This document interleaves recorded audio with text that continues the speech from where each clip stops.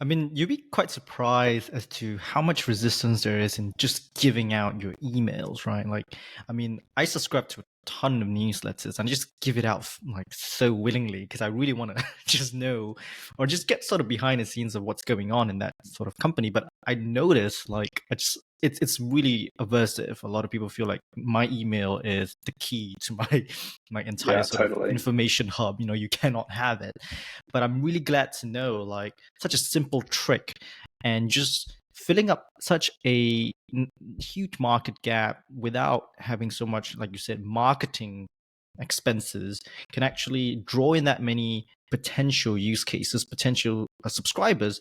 And I often use the word use case because I know that, you know, when building an app, use case is the best way to kind of find out how to build Hmm. the app, right? These are, Yeah. you always have your MVP, and then you go through the beta phase, and these people Hmm. are going to be the ones to tell you what to do next. Now, I draw this line to dancing and performance because, for example, in contemporary dance, we also have a similar approach. Not every company does it, but there is always a strategy. For example, and what you do is you have sort of the draft version of your choreography, and then you invite, and we quite usually open rehearsals, right? You invite people to come and watch that show, maybe 2 weeks or 3 weeks prior to the opening of the show, and it's a very, very, very raw version. People can just talk about, Hmm. give comments on how good or bad it is, and then you take that and you pivot or you just recreate and show the final piece. Now, Hmm. the reason I ask this is I talk about this is because I feel like use cases in business is very, very different, right? Use cases have something I would say that audiences in arts don't, and that is the Hmm. objective objectivity of a certain product, right? Now, when we say audience and, you know, compared to use cases, like audiences are not as objective, I would say. They are mostly quite subjective because a lot of people will just come to shows because they know you, let's say, or they just want to support you, or they just like art. But when it comes to business and using a product, people can subscribe and unsubscribe in a blink of an eye. And that could Hmm. mean your recurring revenue slashed, you have more churn, let's say. And it just, you know, I know a lot of SaaS businesses, the virus, the HIV for them is churn, right? Hmm. Like your Totally. monthly, your ARR or your MRR going down, and you can actually sort of track that because a lot of people are just unsubscribing, and you go like, oh my gosh, that's horrible, that's like a virus. And I just want to know, like, how was the adaptation in your case, the adaptation when serving beforehand a largely subjective customer base that Hmm. subscribes to you as a person, Hmm. mostly as an artist, and just the whole general sort of performing arts vibe, to one now who is arguably more objective and ruthless to a product and a SaaS entrepreneur platform such as Industry Auditions. Was it difficult? Was it something that you had to gain help in doing, or is it something that you found was actually quite refreshing? That's a great question.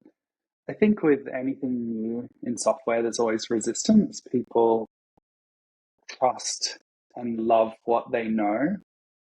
So with creating something new, there's always certain hurdles that you have to overcome. For us, we were lucky to have such a wide network of other performers who supported us, but probably 90% of our audience of other performers around the world had no idea who we were. So, and because for industry auditions, it's a very corporate facade, you never meet Danny or Sam, the co-founders. You are not really dealing with us. You're just like the concept and you love the information we're sharing. So when we launched, we had a really great response because people already trusted us, and it was really about building that trust. We didn't pop up out of nowhere and launch an app that people had never heard of or didn't know what we were doing. We had that foundation of 30,000 followers on Instagram who have known what we do for the past 4 years or whenever they started their journey following us. So we had that loyalty and trust already built, which was the biggest difference in it's funny, my partner and I, we often talk about how do people launch a business or create a software product without an audience behind them, because having that trusted audience from the start was such a key foundation to our success early on. And now, 3 months later, we're in a position where we're trying to reach people who have never heard of us and who don't know what we do, and they have no idea. Then we haven't built that brand loyalty or that trust with those people. So, yeah, it's interesting. I think going back to what you were talking about with the churn and also that monthly recurring revenue, our launch, we did a really big lead up with marketing, with a lot of different strategies to really get the app out there and build a lot of traction.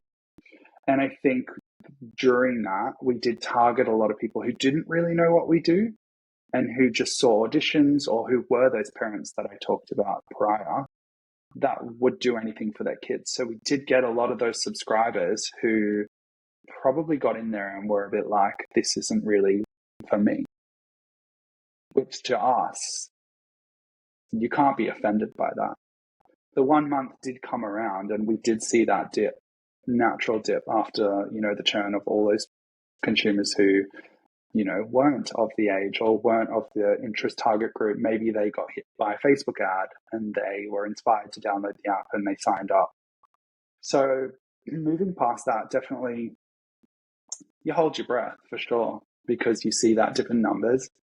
But it is like, that's just sort of business, really. They say the yes, you get on the flat of the yes, but then it does keep going and you find